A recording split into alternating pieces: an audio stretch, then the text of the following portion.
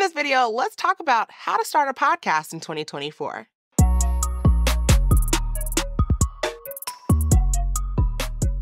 So first and foremost, with developing a podcast, you want to make sure that you have your idea and your concept together. I know it can be very easy to think that all you need to do is grab a microphone and just start talking with some friends, which guess what? That is very possible, but I also believe it's the number one reason that many podcasts don't make it past episode 3. That's because of the fact that you haven't taken the time to develop the concept, the idea, as well as your story arc. Think of it as a well thought out TV show. If you just turned on the TV and they were just talking in circles, you wouldn't really stay engaged. Item number 2 is you want to figure out how your cadence of your show is going to be. So those are the foundational elements. So when we talk about cadence and foundation, that's, are you going to have a weekly podcast, bi-weekly podcast? How long is it going to be? 30 minutes, 45 minutes, 60 minutes even? When is it going to release? Is it going to release on Tuesdays, Mondays, or Wednesdays? And let's kind of talk about some of those pieces. Oftentimes when people launch a podcast, they have a tendency to have their podcast be weekly because of the fact that that's what they see most people doing. Along with that, most people go for weekly because of the fact that you want more downloads and you want more listeners.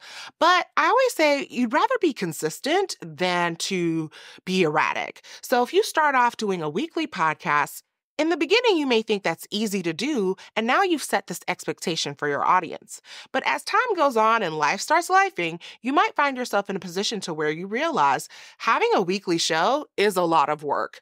So I always tell people, start off with a bi-weekly show to first get your cadence, your rhythm, and see what you are able to add on to that. Get your audience wanting more. If you develop an audience who's perfectly fine with a bi-weekly podcast, why do the extra work for a weekly one? Next up is determining the day that your podcast releases. With determining the day, I would say look at what people are doing when they listen to your podcast. So in that foundational stage of figuring out like, okay, who is my audience? What are the topics I want to talk about? And what topics does my audience want to hear from me? When you're doing that, if your audience and your show is about motivation, it could be really great for a release on Mondays because people are hyped to start the week or they need a little bit of hyping to get their week started. And it's great to do that on a Monday. Versus Tuesdays, people are a little further into their week. It's less chaotic. They're kind of getting into the groove. Those are the things that you want to think about if you're less motivational and more kind of current events. If you have a Wednesday show, getting people through the midweek slump. And the list just kind of goes on. So think of the content and who your audience is, and that's how you make these determinations versus Tuesday feels right for me. So we've talked about, when you release it, we've talked about the type of content you release, but let's also talk about the duration. I know a lot of people love the read, and quite frankly, it introduced so many people to podcasting as a whole. With this in mind, though, they have an hour, hour and a half, or Joe Rogan. So many people who have been either celebrities or been doing this for quite some time have really expansive podcasts. Well, let's be honest. In 2024 and beyond, people's attention spans are just not where they used to be at. So when we look at things like Reels and how long it takes for you to capture somebody's attention and grab them, and in essence, it almost feels like this day and age, we have to kidnap you in order to get your attention. Because you have 3 seconds to capture somebody's attention, and really, after that, it starts to dwindle.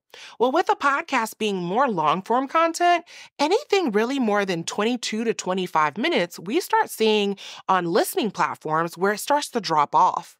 And that's your listen through rate. So when you're thinking about, somebody listened to my podcast, well, that's only the first minute. And that's how Apple and all of these other platforms determine a listener. But your listen through rate, which you can see in Apple, will tell you more of those data. And that's for much later as you've launched the podcast. But that's just to give you a little bit more information as to how we're coming to this conclusion of 22 minutes. Now, I always say, an episode should be as long as it needs to be, but you do need to create some form of expectation so your audience knows, hey, I know that I have a road trip. This is a show that is 25 minutes. So I can get a few episodes in. So consistency is key in podcasting. Now, we kind of talked about some of those foundational things. So that's your topic, your length of your podcast. Now let's talk into determining if you should do audio and visual. Now, I'm going to say this, and I might be a little bit biased because I own a full-service production agency that specializes in audio, video, and everything else in between. But I promise the advice is true and exactly what you need. I 100% believe in 2024 and on, you really do need a video component. Now, I definitely was one of those people who did not believe so at first. Back in 2020, I was definitely on the train of video's not necessary. I'm a big audio person. It's a companion tool. So there are definitely still people who enjoy the audio experience. But the reach and the marketing that having a visual component provides for your brand as well as for your show really makes a world of a difference. If you start looking at your podcast less as a standalone element and instead as a funnel to your business, funnel to your brand, funnel to your overall niche, it really kind of sets the tone. So if a company is marketing a product, you expect that they have different verticals of where you can get the details about that product. Same concept around having video. It allows for you to be on YouTube, TikTok, YouTube Shorts, Instagram Reels, and so many other places from Pinterest to everything else in between. So you really want to make sure that as you're thinking of how you promote it, how we used to promote podcasts would be static images with a voiceover. And I'm fairly sure you've seen some of the big names. I know Myleik still does this, but guess what? She's Myleik. She has a huge audience, so it still works for her. But if you are just breaking into the industry and you don't have that audience, then I wouldn't recommend that. I would definitely say you want to have a video component. If you do not, that's perfectly fine as well. And that's something that you can build up to. See if you have the stamina for having a podcast. And I don't think enough people talk about that. If you see that you have the stamina, then invest in that next level. So I kind of talked through what some people would call the fluff, but I think the fluff is actually some of the most important portions of starting a podcast because it helps you lay the foundation to make sure that you have what you need to move forward. Now let's go into the next piece. This is the portion that I think most people are like, hey, I'm ready to go. I've definitely seen many clients who are like, hey, we're ready to go with this podcast. We have the concept, but they haven't done some of those foundational things. This next portion is around recording your podcast as well as figuring out what tools to utilize for that. I know that if you are not coming to a studio that is sound treated that we have here at Adode Media, you do have the option to record yourself at home with a few simple pieces of equipment. You do not need, and let me say it again, you do not need the most expensive microphones that you see. Don't get me wrong, the Shure SMV7s are amazing. The Shure microphones, they look good, and they've become an industry standard. But those microphones can range in the hundreds of dollars. And they do a great job, but the Samson Q2Us, which are about $67, do an amazing job as well. For 2 years, when I had the podcast studio, before we upgraded our equipment, I utilized the Samson Q2Us, and the content and what we put out there was absolutely amazing. On a professional level, there's a lot of production houses that they utilize those mics for on the road. So I say all of that to say that they work just well. And it allows for you to stay within budget. So Samson Q2Us as your microphone. If you're recording by yourself, you don't necessarily need an audio interface, but if you're recording in person with somebody else, a Focusrite interface, 2-person plug-in, or 4 if you decide that down the line you'll have other people, or a Rodecaster Pro version 1 because those are much less expensive. The Rodecaster Pro 2 is great as well, but it doesn't necessarily, you don't need all the bells and whistles when you're first starting out. Last but definitely not least, I always say a good pair of headphones that are plugged in because it does help from a sound quality and for you to kind of keep track of that. So that's the equipment side of things.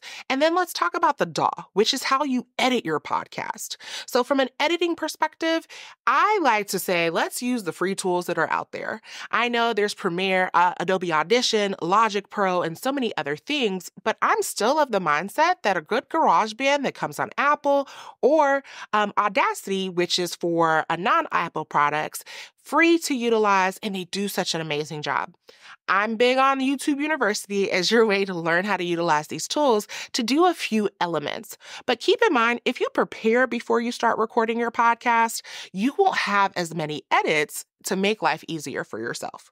So we've talked about the equipment, we've talked about the foundation, we've talked about the editing. Now let's talk about the brand visuals.